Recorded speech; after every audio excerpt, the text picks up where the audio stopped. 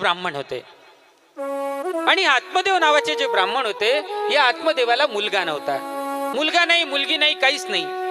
आणि म्हणून मला वंशाचा दिवा नाही, मला मुलगा नाही, मुलगी नाही, आणि म्हणून आत्मदेव सदैव दुःखी राहत होते. धुंदुली नावाची त्यांची पत्नी होती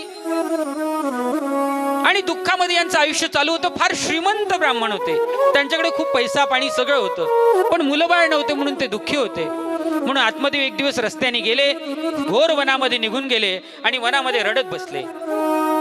आत्मदेव वनामध्ये रडत बसले होते. तिथून एक महात्मा चालले होते. त्या महात्म्याने पाहिलं की आत्मदेव रडतायत, म्हणून त्या आत्मदेवापाशी गेले आणि म्हणे, आत्मदेव तुम्ही का रडताय? त्यांनी सांगितलं, मला मुलंबाळ नाहीये, मी काय करू, म्हणून मी रडतोय.